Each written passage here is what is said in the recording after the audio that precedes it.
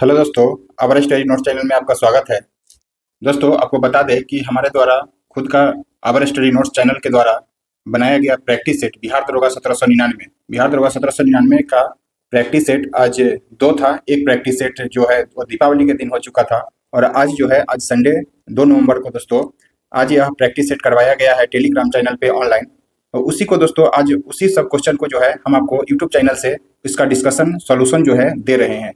तो आप लोग जो भी अगर इस सेट को देखना चाहते हैं तो हमारे Telegram channel our study notes पे जाकर के जुड़ करके वहां से आप इस टेस्ट को जो है दे सकते हैं क्यूज बोर्ड के माध्यम से, और इसका पीडीएफ भी आपको डाल दिया जाएगा टेलीग्राम चैनल पे।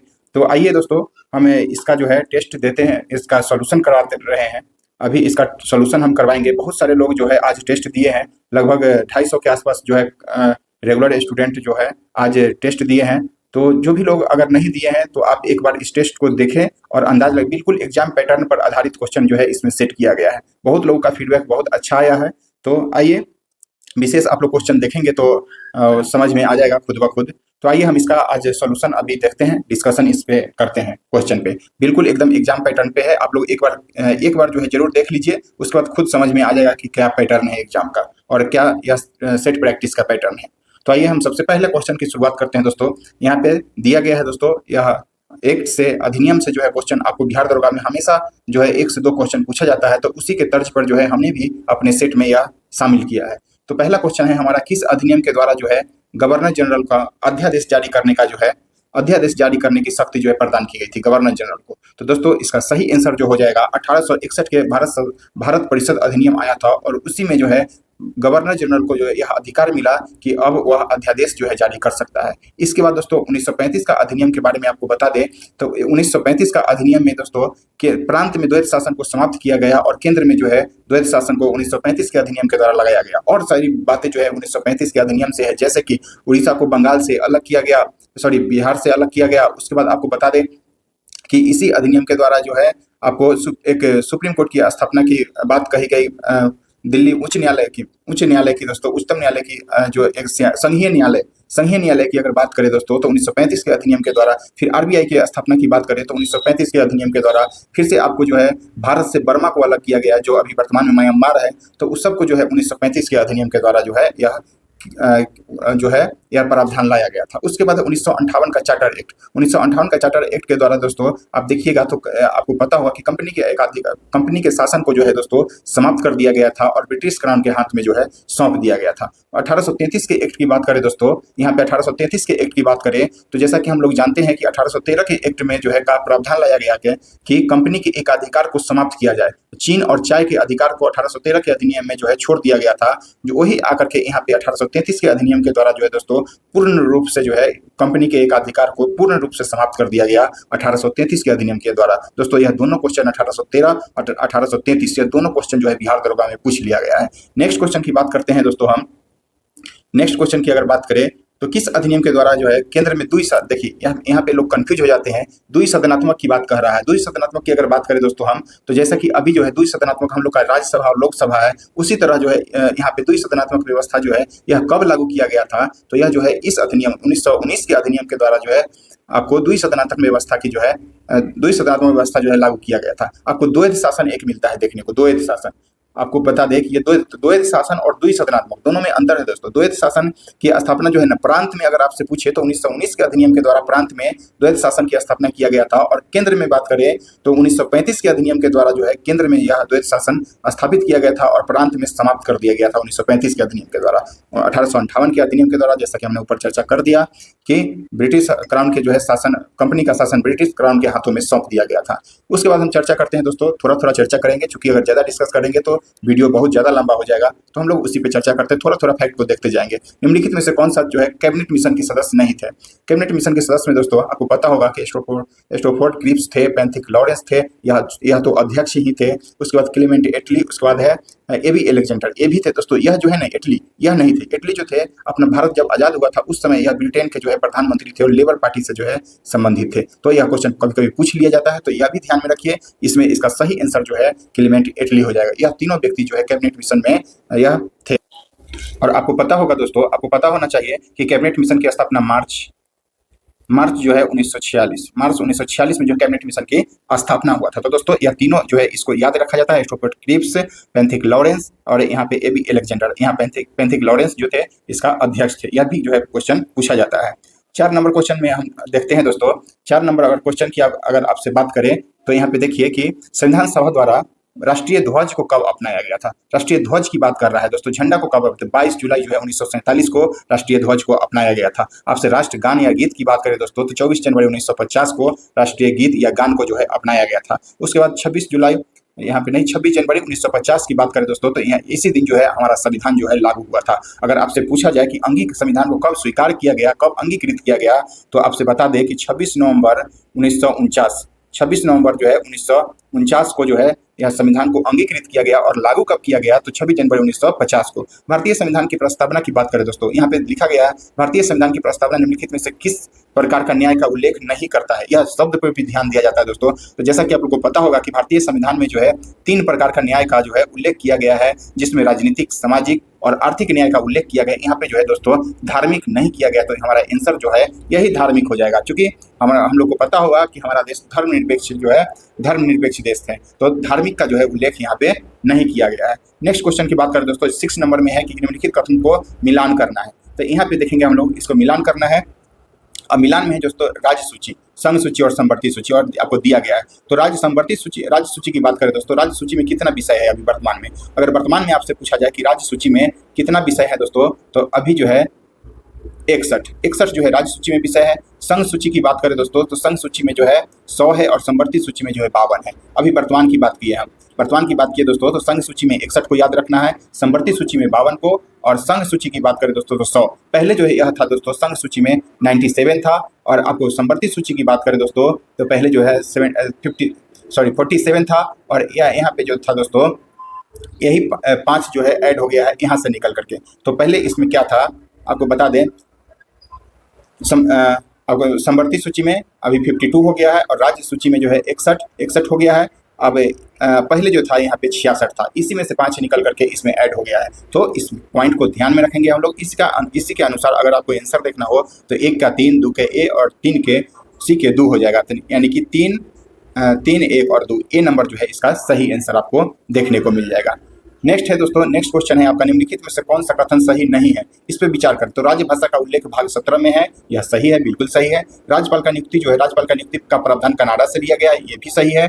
राष्ट्रपति का निर्वाचन अनुच्छेद 56 नहीं दोस्तों, राष्ट्रपति का निर्वाचक मंडल जो है ना अनुच्छेद 54 में जो है इसकी चर्चा किया गया है। उसके बाद है दोस्तों तो यही जो है आपका आंसर हो जाएगा, चूंकि नहीं पूछ रहा था तो यह आंसर हो जाएगा। लेकिन यहाँ ऑप्शन को भी हम देखें तो मौलिक कर्तव्य का जो है स्वर्ण सिंह समिति की सिफारिश पर जोड़ा गया था, जी बिल्कुल सही है। 42वां संविधान संशोधन, आपको बता दें जानकारी के लिए, 42वां संविधान संशोधन 1976 के द्वारा दोस्तों स्वर्ण सिंह समिति के द्वारा मौलिक कर्तव्य को हमारे संविधान में जो है जोड़ा गया था। नेक्स्ट की बात करें दोस्तों, नेक्स्ट की अगर बात करते हैं, भारतीय संविधान के किस अनुच्छेद में प्रधानमंत्री को राष्ट्रपति एवं मंत्रिपरिषद के बीच संवाद की मुख्य कड़ी बताया गया है। जैसे कि आपको मंत्रिपरिषद और राष्ट्रपति के बीच डायरेक्ट संबंध नहीं स्थापित होता है, उसके बीच में जो है दोस्तों प्रधानमंत्री सूचना का आदान प्रदान करते हैं। तो यह जो है उल्लेख आर्टिकल 78 में किया गया, अनुच्छेद 78 में जो है इसकी चर्चा किया गया है। अनुच्छेद 85 क्या कहता है दोस्तों, लोकसभा का विघटन जो है अनुच्छेद 85 के द्वारा किया जाता है। 72 की बात करें दोस्तों, अनुच्छेद 72, तो यहाँ पे जो है आपको क्षमा दान की प्रक्रिया जो है राष्ट्रपति के द्वारा क्षमा दान की प्रक्रिया 72 में है। आपको 75 में है कि प्रधानमंत्री की नियुक्ति से संबंधित जो है बात का उल्लेख यहाँ पे किया गया है। बिहार में राज्यसभा की सीटों की संख्या से आपसे बात करें, बिहार में राज्यसभा की सीट की संख्या कितना है, तो दोस्तों बिहार में राज्यसभा की सीट की संख्या 16 है, और लोकसभा की सीट की संख्या आपसे बात करें तो 40 हो जाएगा। और बिहार में विधानसभा जैसे अभी की चुनाव है तो आपको पता होना चाहिए कि 243 जो है बिहार विधानसभा सीटों की संख्या है 243, और विधान परिषद की संख्या कितना है दोस्तों, तो 75 जो है बिहार में विधान परिषद की संख्या है, बिहार विधानसभा के 243, और लोकसभा की संख्या 40 और राज्यसभा की 16 है। तो ध्यान में रखना है दोस्तों, यह 55 जो दिया गया है, यह कोरम किसी चीज का कोरम पूरा करने के लिए लोकसभा का कोरम जो है 55 यानी कि 10% होता है। तो 55 यहाँ से आप दे सकते हैं आंसर। एक बार जो है यही 55 के रूप में आपको क्वेश्चन बिहार दरोगा के द्वारा पूछ लिया गया है। नेक्स्ट की अगर बात करें दोस्तों हम, किस संविधान संशोधन के तहत दिल्ली को राष्ट्रीय राजधानी क्षेत्र बनाया गया था? तो दिल्ली राष्ट्रीय राजधानी क्षेत्र कब बनाया गया था दोस्तों? इसका सही आंसर जो हो जाएगा बी नंबर, 69वां संविधान संशोधन 1991 के द्वारा जो है दिल्ली को राजधानी क्षेत्र बनाया गया। और 70वां संविधान संशोधन 1992 के द्वारा जो है दोस्तों क्या कहा गया था कि दिल्ली को और पुडुचेरी को जो है दोस्तों राष्ट्रपति के निर्वाचन में भाग लेने के लिए इस संविधान संशोधन के द्वारा किया गया।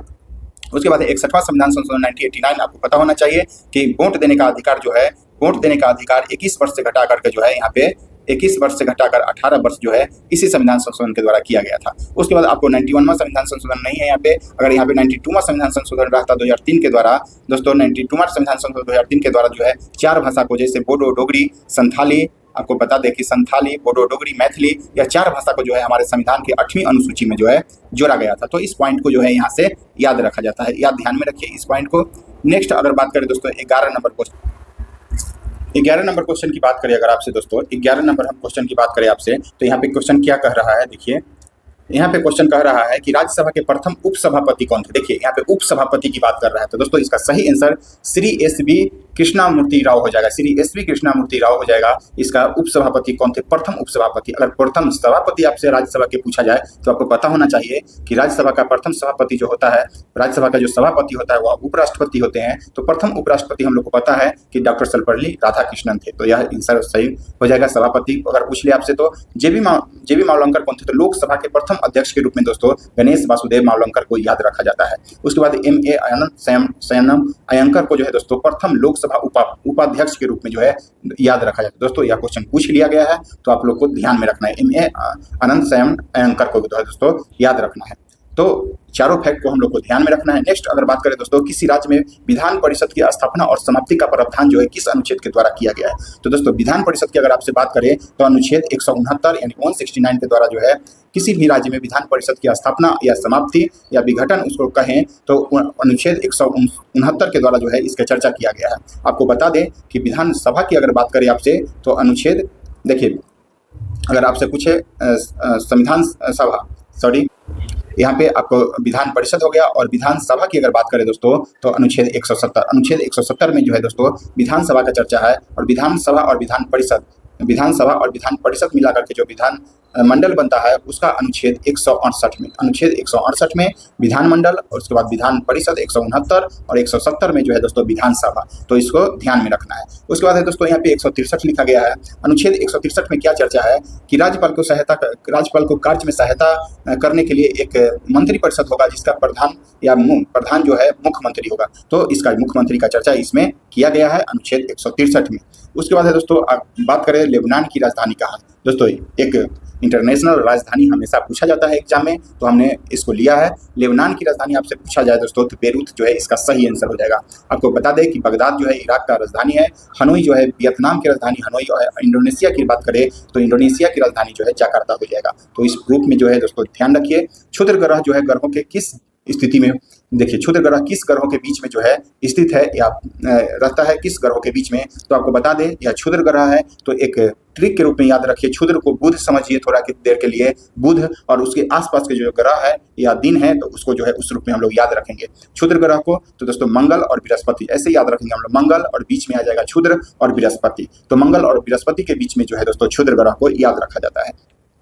नेक्स्ट क्वेश्चन की अगर बात करें हम दोस्तों 15 नंबर क्वेश्चन की अगर बात करते हैं, विश्व की सबसे ऊंचाई पर स्थित देखिए सक्रिय ज्वालामुखी ओजस डेल सलाडो दोस्तों यह जो है किसी अन्य एग्जाम में पूछ लिया गया क्वेश्चन है। अजस डेल सलाडो जो है किस पर्वतमाला में जो है स्थित है? तो आपको पता होना चाहिए कि यह जो है एंडीज पर्वतमाला में स्थित है। और एंडीज पर्वतमाला है कहाँ पे? तो दक्षिणी अमेरिका में है। रॉकी पर्वत की बात करें दोस्तों तो यह जो है उत्तरी अमेरिका, नॉर्थ अमेरिका में जो है दोस्तों यह स्थित है। आल्प्स पर्वत जो है यूरोप के मिड में है, फ्रांस और स्पेन पुर्तगाल के आसपास में यह दोस्तों फैला हुआ है। यूराल पर्वत की बात करें दोस्तों तो यूराल यूरोप और एशिया के जो है यूरेशिया जिसको बोलते हैं वहां पे जो है दोस्तों यह यूराल पर्वत पाया जाता है, स्थित है। उसके बाद आपको बता दें 16 नंबर क्वेश्चन की अगर चर्चा करें आपसे रोहिल्ला राष्ट्रीय उद्यान की चर्चा करें आपसे तो यह जो है रोहिल्ला राष्ट्रीय उद्यान यहाँ कहाँ पे है? तो आपसे बता दें तो यह जो है हिमाचल प्रदेश। रोहिल्ला राष्ट्रीय उद्यान कहाँ पे है? हिमाचल प्रदेश। उत्तराखंड में आपको पता होगा जिम कॉर्बेट नेशनल पार्क जिसको कि राजा जी नेशनल पार्क के नाम से भी जाना जाता है। उसके बाद असम में है दोस्तों सबसे फेमस, आपको बता दें असम में मध्य प्रदेश में तो कान्हा किसली हो जाएगा, और असम की बात करें दोस्तों काजीरंगा।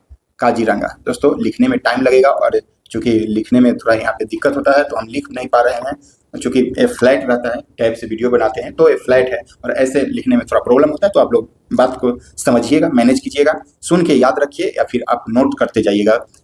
तो असम में है दोस्तों, आपको बता दें कि यहाँ पे आपको बताएं कि काजीरंगा, और उत्तराखंड में बता दिए आपको असम में काजीरंगा एक सिंह वाला गेंडा के लिए, और उत्तराखंड की आप जिम कार्बेट बता दिए। कान्हा किस लिए जो है अभी बीपीएससी में पूछा था, मध्य प्रदेश में और हिमाचल प्रदेश में, जैसा कि हमने बताया रोहिल्ला राष्ट्रीय उद्यान को ध्यान रखिए। निम्नलिखित में से कौन सी नदी लद्दाख और जास्कर श्रेणी के बीच से होकर के गुजरती है? आपको दोस्तों हमने मैप वाले सेक्शन में, ज्योग्राफी वाले सेक्शन में चर्चा भी किया है इसको। जैसे कि आपको जब ट्रांस हिमालय पढ़िएगा तो ऊपर में आता है दोस्तों, ऊपर में आता है ट्रांस हिमालय के सबसे ऊपर में, यहाँ पे देखिए ट्रांस हिमालय में काराकोरम, फिर लद्दाख और फिर जास्कर श्रेणी आता है, और यही लद्दाख और जास्कर के बीच में दोस्तों यहाँ से जो है सिंधु नदी निकलती है। सिंधु नदी दोनों के बीचों बीच में जो है दोस्तों बहती है, तो आपको ध्यान रखना है यहाँ पे सिंधु नदी इसका जो है सही आंसर हो जाएगा। उसके बाद नेक्स्ट की बात करें दोस्तों हम, निम्नलिखित में से कौन सी कावेरी की सहायक नदी नहीं है? कौन सी कावेरी की सहायक नदी यहाँ पे है? तो दोस्तों इसको ध्यान रखिए, इसलिए ध्यान रखिए कि हमेशा कावेरी, गोदावरी और कृष्णा नदी की सहायक नदी के रूप में जो है एग्जाम में पूछा जाता है। बिहार दरोगा अभी तक 3 से 4 बार जो है यह क्वेश्चन, मतलब तीनों नदी मिलाकर के अभी तक पूछ लिया है। तो इसकी सहायक नदी के रूप में बात करें दोस्तों तो हेमावती जो है इसकी सहायक नदी है, कावेरी की सहायक नदी। और सारी नदियां हैं जैसा कि हमने वीडियो में अपलोड, नदी वाले वीडियो में अपलोड कर दिया हूँ और बता दिया हूँ, अच्छे से समझाया हूँ कि किधर किधर से कैसे कैसे निकलता है। जो भी लोग अगर नहीं देखे हैं वीडियो को तो जाकर के देख सकते हैं। उसके बाद बात करें दोस्तों मंजीरा की, तुंगभद्रा की, इंद्रावती के, यह तीनों नदियां जो है दोस्तों गोदावरी की सहायक नदी है, गोदावरी की सहायक नदी है यह। नेक्स्ट अगर हम क्वेश्चन की बात करें दोस्तों, यहाँ से हेमावती, कावेरी के याद रखिए। उसके बाद हम नेक्स्ट क्वेश्चन की आपसे बात करें दोस्तों 19 नंबर, देखिए यहाँ पे देखिए 19 नंबर क्वेश्चन की अगर आपसे बात करें तो एलिफेंटा जलप्रपात, एलिफेंट जलप्रपात कहाँ है दोस्तों? तो यह जो है जलप्रपात आपको मेघालय में देखने को मिलेगा, मेघालय का यह जलप्रपात है, आप याद रखिए इसको। एलिफेंटा जलप्रपात कहाँ है? तो मेघालय में है। उसके बाद हम चर्चा करें दोस्तों काजू की खेती के लिए सर्वाधिक उपयुक्त मृदा कौन है, सर्वाधिक उपयुक्त मिट्टी कौन है दोस्तों काजू की खेती के लिए? तो यह जो है लेटेराइट मिट्टी हो जाएगा, यह जो है लेटेराइट मिट्टी काजू की खेती के लिए दोस्तों, और आपको कॉफी की खेती के लिए भी यह फेमस है। उसके बाद आपसे बता दें दोस्तों काली मृदा, काली मृदा को कपासी मृदा भी कहा जाता है, रेगुर मिट्टी भी कहा जाता है। तो इस रूप में जो है दोस्तों यहाँ कपास की खेती सबसे अधिक होती है, तो इस रूप में इसको याद रखिए। जलोढ़ मिट्टी की बात करें दोस्तों, पुरानी जलोढ़ मिट्टी को हम लोग बांगर जलोढ़ मिट्टी कहते हैं और नई जलोढ़ मिट्टी को दोस्तों खादर जलोढ़ मिट्टी कहते हैं। यहाँ पे जो है उपजाऊ के दृष्टिकोण से यह सबसे अधिक महत्वपूर्ण है। यह जो है नदियों के आसपास वाले क्षेत्र में जहाँ पे हमेशा बाढ़ आता है उस एरिया में यह पाया जाता है, जैसा कि उत्तर भारत के क्षेत्र में अधिकांश जलोढ़ मिट्टी जो है पाया जाता है। नेक्स्ट अगर बात करें आपसे दोस्तों मैंगनीज और तांबे के लिए प्रसिद्ध भंडार, यहाँ पे देखिए प्रसिद्ध भंडार कौन? बालाघाट। बालाघाट किस राज्य में जो है दोस्तों स्थित है? तो बालाघाट की अगर चर्चा करें, हमने यह भी बताया है दोस्तों, वीडियो में अपलोड है आपको, तो यह बालाघाट जो है मध्य प्रदेश में है। एक जो आता है दोस्तों छत्तीसगढ़ में बैलाडीला, बैलाडीला, तो यह बैलाडीला कहाँ पे है? यह भी जो है खनिज उत्पादन के लिए संबंधित है, खनिज उत्पादन से संबंधित है बैलाडीला, यह जो है छत्तीसगढ़ में है। और आपको बालाघाट की चर्चा करें दोस्तों तो मध्य प्रदेश में, यह भी क्वेश्चन जो है दोस्तों बिहार दरोगा के द्वारा पूछ लिया गया है। तो यह ध्यान में रखिए, बैलाडीला और बालाघाट, बालाघाट से आपसे पूछे तो मध्य प्रदेश और छत्तीसगढ़ में आपसे पूछे तो बैलाडीला, तो यह ध्यान रखिए।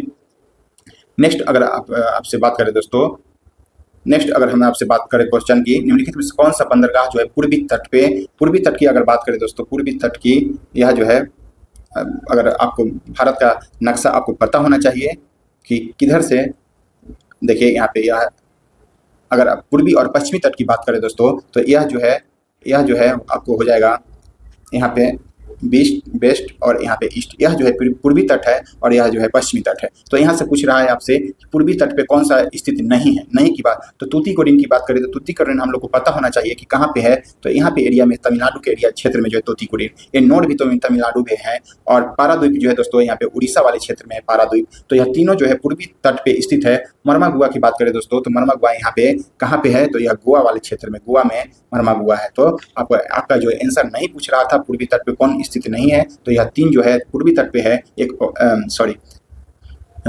तीन यह पूर्वी तट पे और मरमागुआ जो है दोस्तों यहाँ पे पश्चिमी तट पे गोवा राज्य में स्थित, तो इसका सही आंसर मरमागुआ हो जाएगा। नेक्स्ट क्वेश्चन की बात करें आपसे, सर्वाधिक लिंगानुपात वाला राज्य कौन है? तो दोस्तों बहुत सारे लोग यहाँ पे कंफ्यूज हुए होंगे कि सर्वाधिक लिंगानुपात वाले राज्य तो यहाँ पे अगर आपसे पूछा जाए तो सीधा केरल होता है, लेकिन यह बिहार दरोगा में एक बार चौंका करके ऐसे ही पूछ लिया गया क्वेश्चन, लगभग सेम क्वेश्चन पूछा गया था दोस्तों। हमने उसी आधार पर सेट किया हूँ। सर्वाधिक निम्नलिखित में से यहाँ नीचे जो दिया गया है उसमें से सर्वाधिक लिंगानुपात वाला राज्य कौन है? तो आपसे पूछा जाए तो केरल के बाद जो है तमिलनाडु का स्थान आता है। तो इसका सही आंसर जो है दोस्तों तमिलनाडु हो जाए। इसका सही आंसर तमिलनाडु। तो ध्यान में रखना है दोस्तों, केरल पहला स्थान पे है, दूसरा स्थान पे तमिलनाडु है। तो इसी तरह आपसे कभी कभी ट्विस्ट करके क्वेश्चन को जो है पूछ लिया जाएगा। जैसे पहला हम लोग को सबको याद है कि केरल है, लेकिन यहाँ पे निम्नलिखित शब्द जो दे करके और जो यहाँ पे जो इन चारों में सबसे अधिक लिंगानुपात किनका है वह आपसे जो है पूछ लिया गया है। नेक्स्ट क्वेश्चन की बात करें दोस्तों तो दुलहस्ती परियोजना। दुलहस्ती परियोजना किस नदी पर है दोस्तों? तो यह जो है चिनाव नदी पे। चिनाव नदी पे यहाँ पे अधिकांश लोग चिनाव और झेलम में कंफ्यूज होते हैं, तो आज से याद रखिए दुलहस्ती परियोजना कहाँ पे है? तो चिनाव में नदी पे है। और तुलबुल परियोजना की बात करें तो यह झेलम नदी पे है। तुलबुल परियोजना झेलम नदी पे और थीम बांध जो है थीम बांध यह रावी नदी पे है। भाखड़ा नंगल बांध की बात करें दोस्तों तो यह सतलज नदी पे जो है स्थित है। तो हम लोग सबका आपको एक क्वेश्चन में यहाँ से 3 से 4 क्वेश्चन डिस्कस हो रहा है, तो आप लोग ध्यान रखिएगा इस सब पॉइंट को, यहाँ पे याद रखा जाता है यह सब पॉइंट। नेक्स्ट की बात करें दोस्तों आपसे फूलों की घाटी, यह हो गया 24 नंबर। 25 नंबर की बात करें फूलों की घाटी चमोली बोलते हैं जिसको, यह उत्तराखंड में है, जो कि यूनेस्को के विश्व विरासत स्थल में किस वर्ष जो है इसको शामिल किया गया है? तो दोस्तों इसका सही आंसर जो हो जाएगा 2005 में फूलों की घाटी चमोली को जो है विश्व विरासत स्थल में जो है शामिल किया गया है। नेक्स्ट क्वेश्चन आपसे बात करें, यह साइंस का क्वेश्चन आ गया है। आधुनिक आवर्त सारणी में वर्ग यानी कि ग्रुप में ऊपर से नीचे आने पर जो है दोस्तों परमाणु का आकार क्या होता है? ऊपर से नीचे आने पर परमाणु का आकार क्या होता है आवर्त सारणी में? तो आपसे बता दें कि आवर्त सारणी में जो क्षैतिज कतार रहता है उसको दोस्तों आवर्त कहते हैं, और यह जो हॉरिजॉन्टल रहता है उसको जो है ग्रुप बोलते हैं। तो यहाँ पे कहा जा रहा है दोस्तों ग्रुप में ऊपर से नीचे जब आइएगा ना तो परमाणु का आकार क्या होगा? तो दोस्तों यहाँ पे बढ़ता है, यहाँ पे जो है दोस्तों बढ़ता है परमाणु का आकार। वही बात अगर इधर जाएंगे दोस्तों बाएं से दाएं की अगर आवर्त सारणी में चर्चा कर दे आपसे तो यह जो है घटता है। तो इसका सही आंसर आपसे पूछ लिया जाए तो यह जो हो जाएगा बढ़ता है, अगर बाएं से दाएं अगर पूछता तो यह सही आंसर घटता हो जाता, लेकिन यह ग्रुप में पूछा गया है तो ध्यान में रखिएगा। उसके बाद नेक्स्ट क्वेश्चन दोस्तों यह सबसे इंपॉर्टेंट VVI इसको लगा करके रखिए, क्योंकि यहाँ से क्वेश्चन हमेशा बार बार जो है बिहार दरोगा में पूछा गया क्वेश्चन है।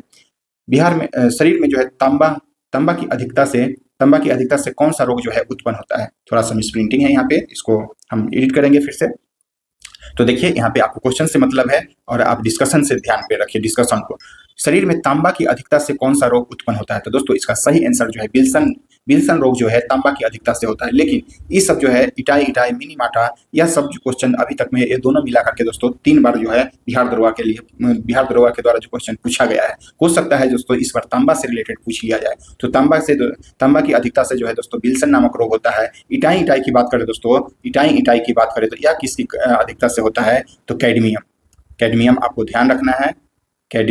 कैडमियम की अधिकता से दोस्तों इटाई और मिनीमाटा जो है दोस्तों पारा की अधिकता से मिनीमाटा रोग होता है। किलोसिस जो है दोस्तों विटामिन B2 के दोस्तों यह विटामिन B2 के कमी से जो है दोस्तों किलोसिस नामक बीमारी होता है। तो इस सब बीमारी को ध्यान में रखिए, क्वेश्चन पूछा जाता है। नेक्स्ट क्वेश्चन आपसे पूछिए दोस्तों 28 नंबर क्वेश्चन देखिए, रेनकोट बनाने में निम्नलिखित में से किसका प्रयोग जो है किया जाता है? रेनकोट की बात करें दोस्तों तो पॉलीकार्बोनेट, यह बीपीएससी के द्वारा दोस्तों क्वेश्चन पूछ लिया गया है। पॉलीकार्बोनेट में जो है इसका प्रयोग किया जाता है रेनकोट बनाने में। पॉलीथिलीन हम लोग जानते हैं कि बैग या थैला बनाने में पॉलीथिलीन का जो है प्रयोग किया जाता है। नेक्स्ट क्वेश्चन की बात करें दोस्तों निम्न में कौन सा कार्बन का अपरूप है? तो हीरा भी है दोस्तों, ग्रेफाइट भी है, फ्लोरीन भी है और एक ग्राफीन होता है। एक आपको बता दें ग्राफीन भी जो है दोस्तों यह कार्बन का अपरूप होता है। और फ्लोरीन होता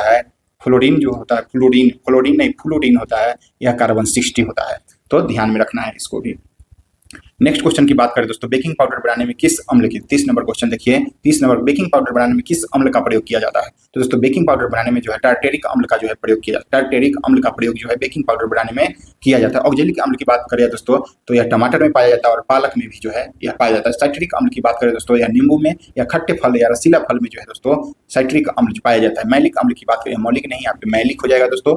मैलिक अम्ल जो है सेब में पाया जाता है। तो इसको ध्यान में रखिए आप लोग। सबसे अधिक इलेक्ट्रॉन बंधुता की बात करें दोस्तों, सबसे अधिक इलेक्ट्रॉन बंधुता क्लोरीन की होती है और सबसे अधिक इलेक्ट्रॉन नेगेटिविटी निगेटिविटी की बात करें दोस्तों तो वह जो है फ्लोरीन के हो जाएगा, और यह सब जो है ग्रुप 17 का तत्व है, तो इसको जो है ध्यान में रखना। एक आदर्श वोल्ट मीटर का प्रतिरोध क्या होता है? क्वेश्चन नंबर 32 देखिए, आदर्श वोल्ट मीटर का प्रतिरोध क्या होता है? तो इसका सही आंसर जो है अनंत हो जाएगा। और आपसे पूछ लिया जाए कि एक आदर्श आमीटर का आमीटर एक आदर्श आमीटर की चर्चा कर ले आपसे कि एक आदर्श आमीटर का प्रतिरोध क्या होता है, तो वहां पे जो है 0 हो जाएगा। तो ध्यान में रखना है, आदर्श आमीटर आपसे पूछे तो 0, और आदर्श वोल्ट मीटर पूछे तो दोस्तों यह अनंत हो जाएगा इसका सही आंसर।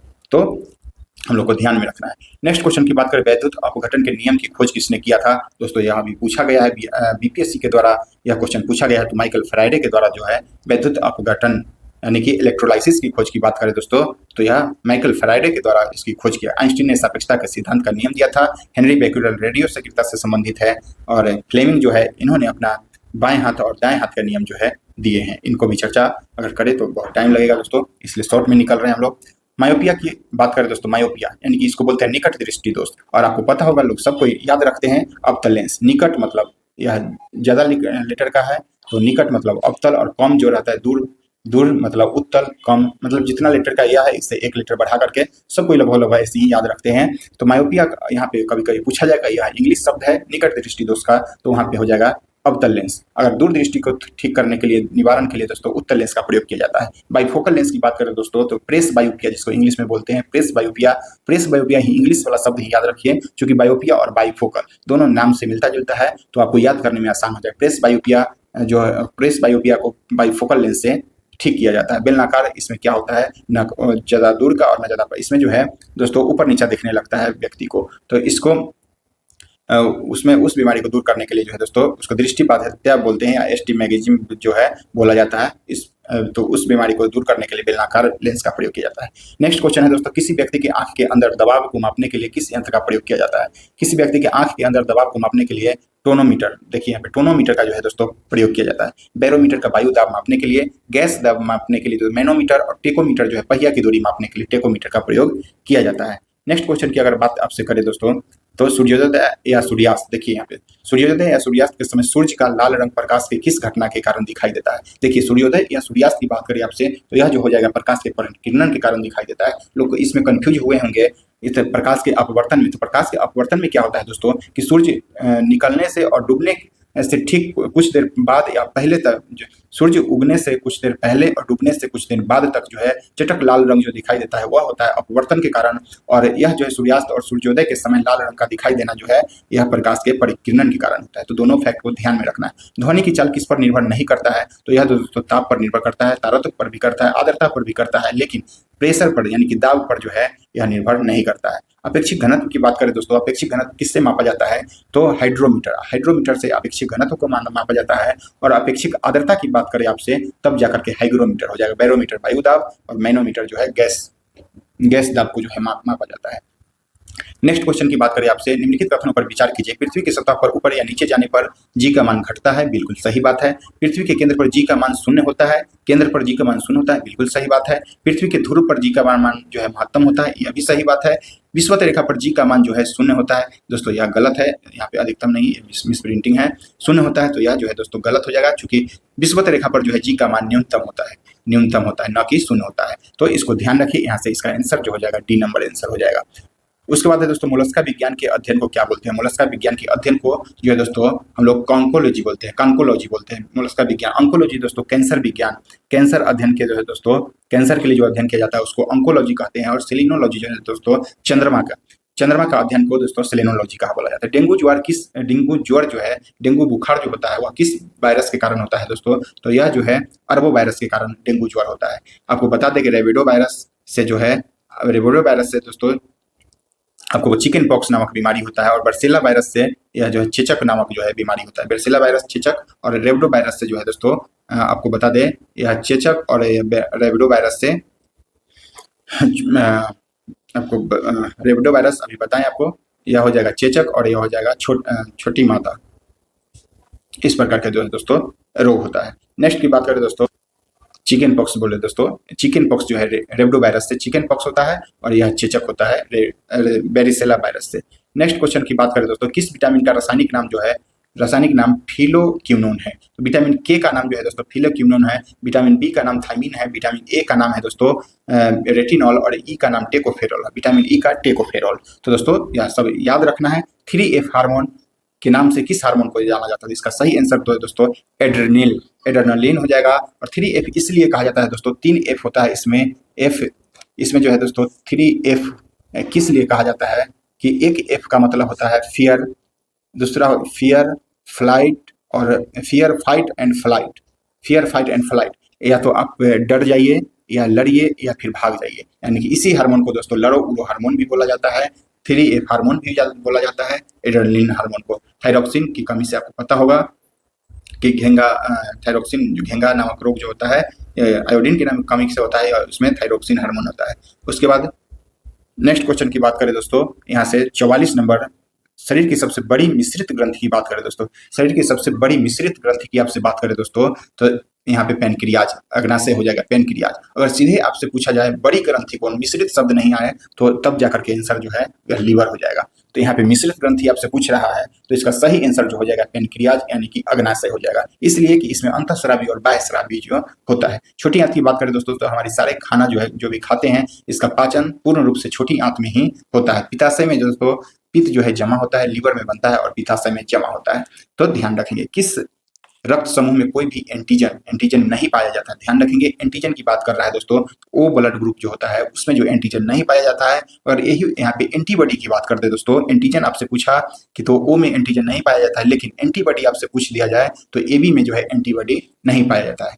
आपको बता दें कि ब्लड ग्रुप समूह का जो है खोज कार्ल लैंड के द्वारा किया गया था, और रक्त परिसंचरण की खोज विलियम हार्वे के द्वारा जो है किया गया है। नेक्स्ट क्वेश्चन की बात करें दोस्तों हम, भ्रूण अवस्था में आरबीसी का निर्माण कहाँ होता है? तो भ्रूण अवस्था में आरबीसी का जो है निर्माण दोस्तों आपको लीवर में यानी कि यकृत में होता है, और यकृत के साथ साथ आपको याद रखिए पीलिया, पीलिया में भी दोस्तों स्प्लीन जिसको कि बोलते हैं, पीलिया में भी जो है आरबीसी का निर्माण होता है। लेकिन जैसे ही बच्चे का जन्म होता है उससे आरबीसी का तब जाकर के निर्माण जो है अस्थि मज्जा में होने लगता है। लेकिन भ्रूण अवस्था में एम्ब्रियोन इस अवस्था में स्टेबल में दोस्तों यहाँ पे भ्रूण अवस्था में जो है लीवर में या पीलिया में, लीवर या स्प्लीन में जो है इसका निर्माण होता है आरबीसी। कौन सा हार्मोन जो है गैसीय रूप में पाया जाता है?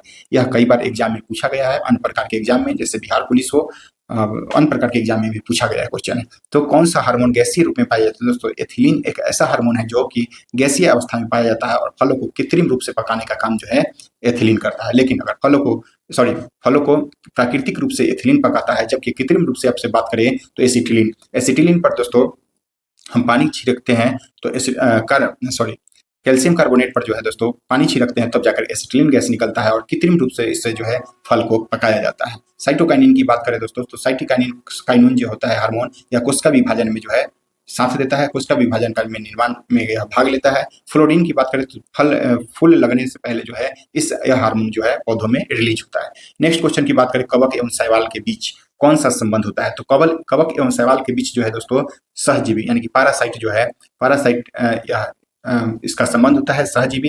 अब परजीवी उसको बोलते हैं जो कि एक दूसरे पर आश्रित हो और उसको हानि पहुंचाता हो, जैसे अमरबेल कस्कुटा जो होता है वह पेड़ पे जो आप देखते होंगे अमरबेल का पेड़, वह पेड़ को सुखा देता है, अपना शोषित कर करके भोजन के रूप में उसको ग्रहण कर करके सुखा देता है, यानी कि परजीवी वैसा जो दूसरे पर आश्रित हो और उसको हानि पहुंचाता। सहभोजिता दोस्तों उसको बोलते हैं, सहभोजिता उसको बोलते हैं जो कि एक दूसरे पे आश्रित हो, एक दूसरे पे हो, लेकिन एक दूसरे से लाभ ले रहा हो, शोषित कर रहा हो, लेकिन दूसरे को उससे कोई फर्क नहीं पड़ रहा हो, दूसरे को कोई हानि नहीं हो रहा हो, तो उसको जो है सहभोजिता बोलते हैं। नेक्स्ट क्वेश्चन की बात करें दोस्तों, सर्वप्रथम 4 आश्रम का उल्लेख जो है जवालो आश्रम में किया गया है। जवालो आश्रम में सर्वप्रथम 4 आश्रम, गृहस्थ आपको बता दें कि अभी 4 आश्रम जो है आपको बता दें, तो दोस्तों 4 आश्रम में आपको बता दें कि 4 आश्रम में पहले होता है ब्रह्मचर्य, या एक बार मिलान करने के लिए पूछा गया था तो ध्यान रखिएगा सॉरी, ब्रह्मचर्य हो गया। उसके बाद गृहस्थ, उसके बाद है दोस्तों वानप्रस्थ, फिर है दोस्तों सन्यासी। दोस्तों लिखने में नहीं बन रहा है इसलिए आप लोग थोड़ा मैनेज करिएगा। यहाँ पे देखिए ब्रह्मचर्य, उसके बाद है दोस्तों ब्रह्मचर्य के बाद गृहस्थ, उसके बाद आपको बता दें वानप्रस्थ, उसके बाद है वानप्रस्थ के बाद संन्यास। एक बार बिहार दरोगा में यहाँ से मिलाने के लिए पूछा गया था, और यह जो होता है 0 से 25 वर्ष तक, 25 से लेकर 50 वर्ष तक, और 50 से लेकर के 75, और 75 से लेकर के यहाँ पे 100 यही जो है आयु मिलाने के लिए दिया गया था। तो 4 आश्रम का जो है सबसे पहले उल्लेख जवालोपनिषद में किया गया है, और जिसमें 4 आश्रम कौन कौन है, तो ब्रह्मचर्य, गृहस्थ और वानप्रस्थ और संन्यास। ब्रह्मचर्य का मतलब क्या है कि बचपन से लेकर 25 वर्ष तक जो है ब्रह्मचर्य का पालन कीजिए, उसके बाद 25 वर्ष के बाद जो है दोस्तों शादी ब्याह कीजिए और गृहस्थ जीवन का जो है आनंद लीजिए, गृहस्थ जीवन को व्यतीत कीजिए। और जैसे ही 50 वर्ष हो गया, आप फिर से जो है वानप्रस्थ यानी कि वन की और जंगल में रहने के लिए चले जाइए, और जब 75 वर्ष आपका हो गया तो वहां से जो है दोस्तों संन्यास जीवन जो है आप व्यतीत कीजिए। तो यह 4 आश्रम में इसका उल्लेख किया गया है, हमने शॉर्ट फॉर्म में समझा दिया आपको। कठोपनिषद, मुंडको उपनिषद से आपको पता होगा कि सत्यमेव जयते जो है मुंडको उपनिषद से लिया गया है। बृहदारण्यक उपनिषद की बात करें दोस्तों, सबसे बड़ा और प्राचीन उपनिषद में बृहदारण्यक उपनिषद जो है आता है। कठोपनिषद की अगर चर्चा करें आपसे, तो नचिकेता और यम का उल्लेख जो है इसमें उसके वाद विवादों का जो है चर्चा इसमें कठोपनिषद में किया गया है। नेक्स्ट क्वेश्चन की बात करें दोस्तों, 16 महाजनपद। देखिए 16 महाजनपद का उल्लेख किस बौद्ध ग्रंथ में किया गया है? यहाँ पे बौद्ध ग्रंथ दिया गया है, तो यह अंगुत्तर निकाय इसका सही आंसर हो जाएगा। लेकिन अंगुत्तर निकाय बौद्ध धर्म के, यह अंगुत्तर निकाय में 16 महाजनपद का उल्लेख किया। लेकिन अगर वही आपसे पूछता कि जैन किस जैन ग्रंथ में, तो यह भगवती सूत्र जैन ग्रंथ में जो है दोस्तों, भगवती सूत्र जैन ग्रंथ में 16 महाजनपद का जो है उल्लेख किया गया है। सुत पिटक और विनय पिटक, यह भी बौद्ध धर्म से संबंधित है। जो कि विनय पिटक की रचना किसने किया था? विनय पिटक की आपसे बात करें दोस्तों, तो उपाली और आनंद, उपाली, सुत पिटक आनंद है, और विनय पिटक जो है उपाली के द्वारा जो है रचना किया गया था। यह गौतम बुद्ध के शिष्य थे। निम्नलिखित में से कौन सा मिलान गलत है? गलत की बात करें, दाएं भाग जीमूत वाहन सही है। मुद्रा राक्षस के लेखक जो है दोस्तों विशाख दत्त है। हर्षचरित के लेखक यहाँ पे बाण भट्ट है, बाण भट्ट हर्षचरित के लेखक है, तो यह सही आंसर, यही आपका मिलान गलत पूछ रहा था। मितक्षरा के लेखक जो है विज्ञानेश्वर, यह भी सही है। तो आपसे सही गलत पूछ रहा था, इसलिए वहां पे हर्षचरित का लेखक जो है बाण भट्ट होना चाहिए। नेक्स्ट क्वेश्चन की आपसे बात करें दोस्तों, नेक्स्ट क्वेश्चन की हम बात करें, कौन सा मिलान गलत है? गलत में आलमगीरपुर किस नदी के किनारे है दोस्तों? हिंडन नदी है, सही है। सुतका गेंडोर जो है दास की नदी, ये भी सही है। लोथल जो है भोगवा नदी के किनारे, ये भी सही है। हड़प्पा जो है दोस्तों रावी नदी के किनारे है, तो इसका जो है गलत यही है, यानी कि इसका सही आंसर जो आपसे पूछा जाए तो डी नंबर इसका सही आंसर हो जाएगा। वैदिक सभ्यता में दोस्तों झेलम नदी किस नाम से जाना जाता था? झेलम वितस्ता के नाम से जाना जाता था। चीनाओं को दोस्तों आस्किनी, ब्यास को बिपाशा, और सुरसती सरस्वती नदी को जो है सुरसती के नाम से हम लोग जानते थे। द्वितीय जैन संगीति किसके शासन काल में हुआ था? दोस्तों बहुत लोग इसमें कंफ्यूज हुए हैं। तो यह शासन काल किसके शासन काल में पूछा गया, ना कि अध्यक्ष आपसे पूछा गया था। तो आपको पता होना चाहिए कि 512 ईस्वी में द्वितीय जैन संगीति हुआ था। कहाँ पे? तो आपसे कभी कभी जगह भी पूछा जाता है, बल्लभी। यह कहाँ पे है दोस्तों? तो गुजरात, यह गुजरात में है। बल्लभी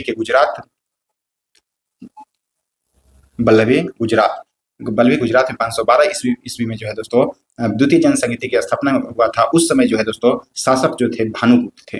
चंद्रगुप्त मौर्य की बात करें तो यह प्रथम जैन संगीति के समय में यह शासक थे, और यह पाटलिपुत्रा में पहली जैन संगीति हुआ था। और उस समय उसके अध्यक्ष की बात करें दोस्तों, तो स्थूल भद्र जो है वह प्रथम जैन संगीति का अध्यक्ष था। और द्वितीय जैन संगीति के अध्यक्ष की बात करें दोस्तों, तो देवर्धि क्षमा सरवन।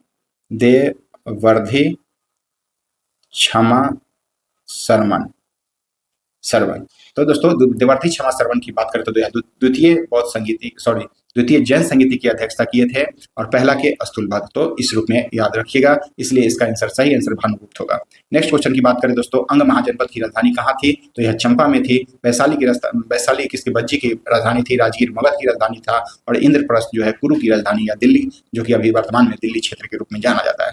रेहला नामक ग्रंथ की रचना, देखिए रेहला नामक ग्रंथ की रचनाकार इब्न बतूता किसके राज दरबार में आया था? तो दोस्तों यह जो है मोहम्मद बिन तुगलक के शासनकाल में आया था। और कब आया था? तो 1333 ईस्वी में आया था। इसीलिए यह जो है 14वीं शताब्दी कहा जाएगा। और यह जो है 1275 दरोगा मेंस में पूछा गया था कि किस शताब्दी में आया था। दोस्तों हमने गलती से मतलब इजी समझ के इसको हल्के में लेकर के 13वीं शताब्दी दे दिया, आंसर सही मार दिया था। लेकिन इसका सही आंसर जो है दोस्तों 14वीं शताब्दी होगा। और यही इसी को दोस्तों यह बहुत बड़ा विद्वान था, इसलिए एक दिन का दिल्ली का काजी बना करके इसको जो है तिब्बत या चीन जो है भेजा था मोहम्मद बिन तुगलक। तो इसको ध्यान में रखिए।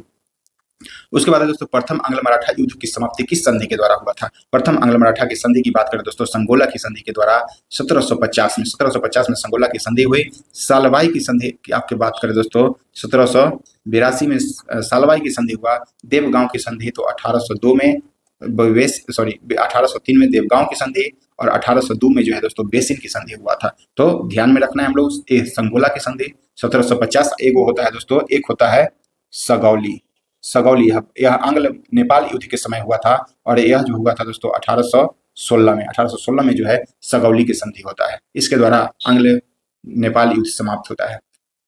नेक्स्ट क्वेश्चन की बात करें दोस्तों किसके शासनकाल में मराठा पहली बार जो है मुगल की सेवा में आए थे। तो इसका सही आंसर जो है दोस्तों जहांगीर हो जाएगा, यह लुसेंट में दिया गया है।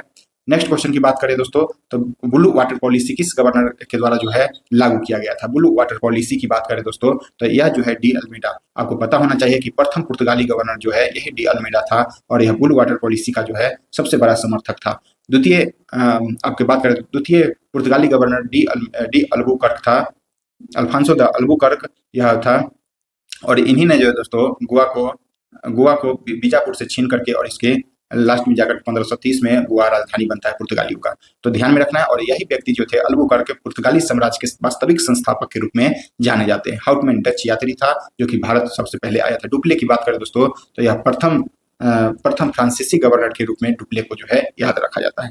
नेक्स्ट क्वेश्चन की बात करें दोस्तों यहाँ पे भारत का प्रथम वायसराय कौन था। लॉर्ड कैनिंग जो है इसका सही आंसर हो जाएगा। प्रथम वायसराय की बात की आपसे तो लॉर्ड कैनिंग हो जाएगा। लॉर्ड क्लाइव की बात करें तो भारत का प्रथम गवर्नर था यह लॉर्ड क्लाइव। वारेन हेस्टिंग्स की बात करें दोस्तों तो बंगाल का प्रथम गवर्नर जनरल शब्द जुड़ जाता है तो इसका आंसर जो है वारेन हेस्टिंग आ जाता है। केवल गवर्नर पूछे आपसे लॉर्ड क्लाइव इसका सही आंसर हो जाएगा। लॉर्ड माउंटबेटन की बात करें दोस्तों तो यह जो हो जाएगा स्वतंत्र भारत के प्रथम गवर्नर जनरल आपसे पूछा जाए स्वतंत्र भारत का प्रथम गवर्नर लॉर्ड माउंटबेटन हो जाएंगे। उसके बाद नेक्स्ट क्वेश्चन की बात करें लॉर्ड डलहौजी के द्वारा सर्वप्रथम डाक टिकट का शुभारंभ जो है कराची से किया गया था। डाक टिकट का शुभारंभ कराची से किया गया। अब आपसे पूछा जाए तार सेवा की शुरुआत जो है कोलकाता से आगरा के बीच, आपको बता दें कोलकाता से आगरा के बीच जो है 1853 में तार की शुरुआत जो है हुआ था और यह डाक टिकट है तो यह कराची से शुरू हुआ था 1853 में हुआ था यह कराची के। नेक्स्ट क्वेश्चन की बात करें दोस्तों आपसे नेक्स्ट बिहार में कांग्रेस के प्रथम अध्यक्ष बिहार में कांग्रेस का प्रथम अधिवेशन जो है कहाँ हुआ था दोस्तों बांकीपुर। अगर बांकीपुर ऑप्शन में नहीं रहे तब जाकर के पटना, अगर आपको पटना और बांकीपुर दोनों ऑप्शन में रहे तो बांकीपुर सही आंसर देना है। तो बांकीपुर जैसा कि आप लोग जान रहे होंगे पीएमसीएच के बगल में है। तो बिहार के कांग्रेस का प्रथम अधिवेशन जो है बांकीपुर में हुआ था। कब हुआ था दोस्तों तो यह जो हुआ था आपको बता दें 1912 में प्रथम अधिवेशन कांग्रेस का हुआ था बांकीपुर में, जिसके अध्यक्षता जो किए थे इसकी अध्यक्षता आर एन मौधलकर के द्वारा जो है इसकी अध्यक्षता किया गया था। बिहार में दूसरा कांग्रेस का अधिवेशन कहाँ हुआ था दोस्तों तो 1922 में गया में हुआ था और इसकी अध्यक्षता की बात करें दोस्तों तो चित्तरंजन दास CR दास के द्वारा जो है इसकी अध्यक्षता किया गया था। रामगढ़ की बात करें दोस्तों तो यहाँ पे तीसरा कांग्रेस का अधिवेशन हुआ था 1940 में बात करें और मौलाना अबुल कलाम आजाद जो है इसकी अध्यक्षता किए थे। चंपारण आपको पता होगा कि नील की खेती के लिए फेमस थे। चंपारण सत्याग्रह की बात करें तो 1917 में जो है चंपारण सत्याग्रह हुआ था। नेक्स्ट क्वेश्चन की बात करें हम आपसे किस विद्रोह का उल्लेख जो है बंकिम चंद्र चटर्जी के द्वारा, एक मिनट दोस्त,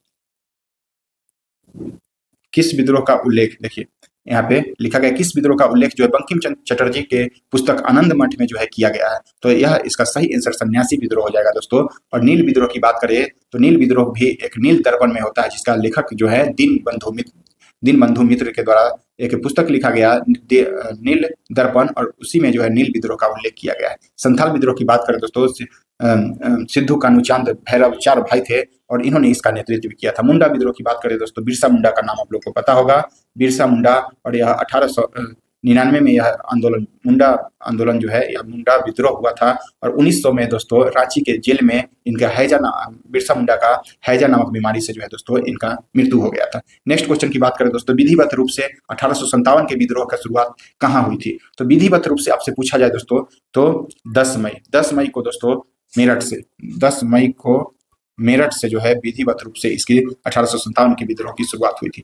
अगर उससे पहले की बात करें दोस्तों तो मंगल पांडे ने, जो आपको पता होगा कि मंगल पांडे 24वीं रेजिमेंट के सिपाही थे और उन्होंने हुइस अपने अधिकारी को वाथ और हुइसन को जो गोली मारते हैं और वहीं से जाकर के 29 मार्च को जो है 1857 का विद्रोह की शुरुआत हो जाता है। लेकिन विधिवत रूप से डेट फिक्स किया गया था दोस्तों 10 मई, लेकिन यह विद्रोह जो है 29 मार्च को ही शुरू हो गया था। इसलिए जो है यही कारण जो है था दोस्तों कि सही से यह बाद में जाकर के दब गया, यह आंदोलन सक्सेस नहीं हो पाया क्योंकि डेट फिक्स किया गया था 10 पर। और यही कारण है कि अलग अलग जगहों पर अलग अलग डेट में यह विद्रोह शुरू हुआ था। तो ध्यान में रखना है, विधिवत रूप से आपसे पूछे तो मेरठ से 10 मई और यहाँ से आपको बैरकपुर दोस्तों, बैरकपुर 29 मार्च बैरकपुर से जो है दोस्तों मंगल पांडे ने शुरू किया था और विधिवत रूप से मेरठ से 10 मई। तो यह दोनों डेट याद रखा जाता है क्योंकि एग्जाम में पूछा जाता है। नेक्स्ट क्वेश्चन दोस्तों, निम्नलिखित में से कौन सा पत्र पत्रिका राजा राम मोहन राय के द्वारा जो है प्रकाशित किया गया था? तो दोस्तों न्यू इंडिया की बात करें दोस्तों तो यहाँ पे एनी बेसेंट का नाम आ जाएगा। Annie Besant new India, Annie Besant. Young India अगर रहता तो महात्मा गांधी। रफ्त गुप्तार जो है दोस्तों यह दादा भाई नौरोजी के द्वारा लिखा गया पुस्तक है। संवाद कौमुदी जो है यह राजा राम मोहन राय का है। सत्यार्थ प्रकाश की बात करें दोस्तों तो यह स्वामी दयानंद सरस्वती का पुस्तक है। तो यहाँ पे सही आंसर जो है संवाद कौमुदी हो जाएगा। नेक्स्ट क्वेश्चन की बात करें, दिल्ली में स्वदेशी आंदोलन की बात करें दोस्तों, स्वदेशी आंदोलन का नेतृत्व किसके द्वारा किया गया था? तो यह जो है हैदर राजा के द्वारा किया गया था। और सीताब राय आपको पता होना चाहिए कि यह बिहार का उप दीवान थे जो लॉर्ड क्लाइव इसकी नियुक्ति किया था। बहादुर शाह जफर आपको पता होना चाहिए कि यह अंतिम मुगल बादशाह था जिनकी मृत्यु रंगून में जाकर के हो गई थी। लाला लाजपत राय के बारे में बहुत सारी कहानी है तो आप लोग को ध्यान में रखना है। इनसे रिलेटेड कुछ फैक्ट जो आगे हम लोग चर्चा करेंगे। मित्र मेला की बात करें दोस्तों, मित्र मेला नामक संगठन की स्थापना किसने की थी? तो मित्र मेला नामक जो है 1899 ईस्वी में मित्र मेला नामक संगठन की स्थापना जो है बीटी सावरकर के द्वारा किया गया और यही जो है आगे चल करके 1904 में अभिनव भारत का रूप ले लेता है और अभिनव भारत के रूप में दोस्तों बीडी सावरकर को याद रखा जाता है। तो मित्र मेला की 1899 में बीडी सावरकर ने और यही संगठन जो है आगे बढ़ करके 1904 में अभिनव भारत का रूप लेता है। भगत सिंह की बात करें दोस्तों तो यह क्वेश्चन पूछा गया है 1926 में नौजवान सभा, यह 2 बार क्वेश्चन दोस्तों नौजवान सभा की स्थापना 2 बार यह बिहार दरोगा के द्वारा जो है यह क्वेश्चन पूछ लिया गया है। तो नौजवान सभा की स्थापना भगत सिंह के द्वारा जो है किया गया था। फॉरवर्ड ब्लॉक की स्थापना 1939 में आपको पता होना चाहिए कि सुभाष चंद्र बोस के द्वारा जो है किया गया था। अनुशीलन समिति से जुड़े हुए शिशिर कुमार घोष है अनुशीलन समिति। तो ध्यान में रखना है इस सब फैक्ट को। नेक्स्ट क्वेश्चन की बात करें दोस्तों 68 नंबर 68 नंबर की बात करें कि यह मैथ है ABCDE 5 लगातार विषम संख्या है तो उनका औसत ज्ञात करें। तो दोस्तों यह मैथ का क्वेश्चन है तो औसत ज्ञात करने की विषम संख्या, देखिए यहाँ पे लिखा हुआ है विषम संख्या है। तो अगर मान लीजिए कि a को हम पहला संख्या मानते हैं, a को अगर पहला संख्या मानते हैं तो दूसरा संख्या हमारा क्या हो जाएगा? तो a+2 हो जाएगा। तीसरा संख्या क्या हो जाएगा दोस्तों? तो a+2 इसमें जोड़ते हैं तो इसमें हो जाएगा 4। चौथा संख्या की बात करें दोस्तों तो a+6 हो जाएगा। फिर पंचमा संख्या हमारा क्या हो जाएगा? a+6 हो गया तो a8 हो जाएगा। तो दोस्तों मान लीजिए ऐसे सीधे हम मैंने एक आपको बता दें कि जैसे कोई अगर मान लीजिए कि 1 है विषम संख्या, नेक्स्ट विषम संख्या हमारा 3 आ जाएगा, नेक्स्ट कब आ जाएगा? तो 5 आ जाएगा। फिर जो है नेक्स्ट कौन होगा? तो नेक्स्ट यहाँ पे आपको बता दें कि 7 हो जाएगा, फिर जो है 9 हो जाएगा। तो यहाँ पे कितना का डिफरेंस आ रहा है? 2 2 2 सब में 2 2 का। तो अगर एक को जो है दोस्तों एक को हम यहाँ पे a मानते हैं तो नेक्स्ट वाला जो यहाँ पे कौन सा संख्या आएगा? तो इसमें 2 जोड़ेंगे। तो अगर a माने हैं तो इसमें 2 जोड़ देंगे तो दूसरा संख्या हो जाएगा। फिर जो है यहाँ पे इस 2 में फिर 2 जोड़ेंगे दोस्तों, यहाँ से देखना है हम लोग को 1 से फिर 5 में, तो 5 में 4 जोड़ेंगे यहाँ से तो a+4 हो जाएगा। फिर जो है 1 से 7 में तो a+ जो है a+ आपको बता दें कि 2 4 6 यहाँ पे 6 हो जाएगा। तो इसी प्रकार अब एवरेज पूछ रहा है दोस्तों, एवरेज निकालने के लिए हम लोग सबको जोड़ देते हैं, सबको जोड़ करके और जितना संख्या है उससे भाग दे देते हैं। तो भाग देते हैं तो यहाँ पे देखिए सबका संख्या में आपको बता दें कि इस रूप में आपको समझ में आ गया होगा। तो a+2 हो जाएगा पहला संख्या, a+4 हो जाएगा दूसरा संख्या, a+6 हो जाएगा तीसरा संख्या और एक a मानेंगे 1 2 3 4 और दूसरा चौथा संख्या जो हो जाएगा हमारा पंचमा संख्या a+8 हो जाएगा बट्टा में 5, यानी कि कितना a हो गया? तो 5a हो गया प्लस यहाँ पे देखेंगे तो 2 4 6 हो गया, 6 6 12 हो गया, 12 8 20 हो गया, यानी कि यहाँ पे 20 बट्टा में कितना हो जाएगा? 5 हो जाएगा। यहाँ से आप दोस्तों निकाल सकते हैं कॉमन के रूप में, 5 को कॉमन निकाल लीजिए, यहाँ से 5 कॉमन निकालिएगा तो a+ कितना हो जाएगा? यहाँ से 4 हो जाएगा और नीचे में बटा में 5 है, 5 से 5 कटेगा, हमारा आंसर जो हो जाएगा a+4 हो जाएगा सही आंसर। तो यह इजी था, थोड़ा सा समझना था, तो उम्मीद करते हैं यह अच्छा भी लगा होगा आप लोगों को। नेक्स्ट क्वेश्चन है मैथ का ही है। एक व्यक्ति अपने वेतन का जो है 65% खर्च करता है, प्रति माह जो है इतना बचाता है। देखिए बचत के रूप में उसकी मासिक आय आपको निकालना था, तो यह इजी है एकदम। 65% खर्च कर दे रहा है, तो उसके बाद बच कितना रहा है, तो बच रहा है दोस्तों 35%। 35%, और यही 35% का जो वैल्यू है दोस्तों, यहाँ पे 525 दिया गया है, 525 है, यह 35% का, तो 1% का यहाँ से हम लोग निकालेंगे तो 15 आ जाएगा। तो 100% अगर आपसे पूछा जाए तो 1500 आंसर इसका जो है इजी वे में निकल जाएगा। नेक्स्ट क्वेश्चन की आपसे बात करें, नेक्स्ट क्वेश्चन दोस्तों इंग्लिश का है। यहाँ पे चूंकि आपको पता होगा कि इंग्लिश हिंदी का भी क्वेश्चन एक दो डाल दिया जाता है, इसलिए हमने अपने सेट में भी उसी प्रकार से इन्वॉल्व इसको डाले हैं। I am reading a book, she said, change into indirect speech. Indirect speech है, इसको चेंज करना है, तो इसका सही आंसर इसका हो जाएगा she is said that she was reading a book. चूंकि यह पास्ट का क्वेश्चन है, तो इसीलिए जो है यहाँ पे इसका सही आंसर वाज वाला हो जाएगा। नेक्स्ट क्वेश्चन की अगर बात करें दोस्तों, बर्ड, यहाँ पे आपको बता दें आर्टिकल का, सॉरी यहाँ पे प्रीपोजिशन का क्वेश्चन दिया गया है 71 नंबर में, बर्ड फ्लाई द स्काई, यानी कि इसका बर्ड फ्लाई के साथ कौन सा प्रीपोजिशन आ जाएगा, तो इन आ जाएगा, तो इसको ध्यान में रखना है। दी गई श्रृंखला या संख्या को पूर्ण करें, पूर्ण करना है, 7 है यहाँ 9, यानी कि 2 जुड़ गया, फिर यहाँ पे देखिए तो 9 4 13 हो गया, फिर यहाँ पे अगर बात करें तो 13 से या कितना बढ़ गया, तो 2 4 8, 2 4 8, यानी कि 2 का फिर 4 8 जुड़ा, फिर यहाँ पे कौन सा जुड़ेगा, तो 16 जुड़ेगा। 16 और 21 को अगर जोड़ेंगे दोस्तों तो 37 इसका सही आंसर हो जाएगा, तो इसका सही आंसर 37 हो जाएगा। एक वृत्त का क्षेत्रफल उसकी परिधि का दुगुना है, उसका परिधि का दुगुना है, तो त्रिज्या ज्ञात करना है दोस्तों। देखिए तो आपको यहाँ यह भी सिंपल है दोस्तों, एक वृत्त का क्षेत्रफल, तो क्षेत्रफल हम लोग डायरेक्ट लिखेंगे, वृत्त का क्षेत्रफल क्या होता है, pi R square, pi R square. उसके बाद है क्या, परिधि का दुगुना, परिधि कितना होता है, तो 2 पाई आर होता है वृत्त का परिधि, और कहता है कि परिधि का दुगुना जो है वह क्षेत्रफल के बराबर है, क्षेत्रफल के बराबर है। तो यही क्वेश्चन है, डायरेक्ट वृत्त की त्रिज्या निकालना है हम लोग को, यहाँ से त्रिज्या निकालना है। देखिए यहाँ पे पाई, पाई से पाई खत्म हो गया, एक आर से यहाँ पे एक आर खत्म हो जाएगा, यानी कि यहाँ बचा कितना, 2 और 2, यानी आर बराबर कितना बचा, तो 4। यहाँ पे देख लीजिए आर बराबर कितना है, 4, तो यही इसका जो है सही आंसर हो जाएगा। पहाड़ काटना मुहावरा का सही अर्थ क्या हो जाएगा दोस्तों, असंभव काम को कर डालना, यही होता है पहाड़ काटना का सही आंसर। शिवालय में कौन सा समास है दोस्तों, तत्पुरुष समास जो है शिवालय में, तत्पुरुष समास जो है इसमें शिवालय में समास आता है। नेक्स्ट क्वेश्चन की बात आप बता दें, यहाँ पे द्विगु समास, द्विगु समास उसको बोलते हैं दोस्तों जिसमें दो माने अंक शब्द, जो भी अंक शब्द, जैसे त्रिरत्न हो गया, आपको बता दें कि द्विभाज्य हो गया, जिसमें मतलब अंक शब्द पहले आके जुड़ जाए ना, उसको द्विगु बोलते हैं। द्वंद्व किसको बोलते हैं, जिसमें बीच में हाइफन हो, जैसे लोटा थाली, लोटा थाली ऐसे हम लोग लिखते हैं।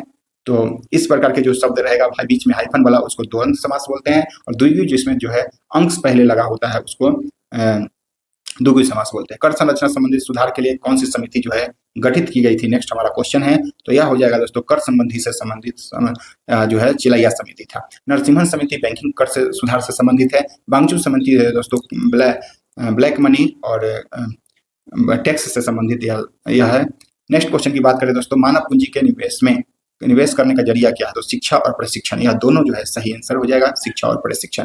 नेक्स्ट क्वेश्चन की बात करें आपसे कि भारत के ग्रामीण क्षेत्रों में किस प्रकार का जो है, ग्रामीण क्षेत्रों में किस प्रकार का बेरोजगारी पाई जाती है दोस्तों, मौसमी बेरोजगारी और छिपी हुई बेरोजगारी या प्रछंद बेरोजगारी, यह दोनों जो है इसका सही आंसर हो जाएगा। मौसमी बेरोजगारी इसको बोलते हैं, जैसे कि आप एग्जाम्पल के रूप में समझ सकते हैं कि ग्रामीण क्षेत्र में लोग कृषि पर ज्यादा कार्य करते हैं। कृषि तो वह जो सबका गेहूं का, धान का अलग अलग समय होता है, मौसम के आधार पर जो है, मौसम के आधार पर कृषि कार्य किया जाता है। तो जब कृषि कार्य धान की खेती होता है तो उस समय लोग जो है रोजगार करते हैं, और फिर गेहूं के समय में रोजगार करते हैं, लेकिन बीच का जो खाली स्थान, खाली मंथ जो बच जाता है उसमें लोग बैठे रहते हैं, बेरोजगार रहते हैं, इसलिए उसको मौसमी बेरोजगारी को जो है बोला जाता है। और इसी को जो है दोस्तों छिपी बेरोजगारी के नाम से भी हम लोग इसी प्रकार का जो है रिलेटेड है छिपी बेरोजगारी।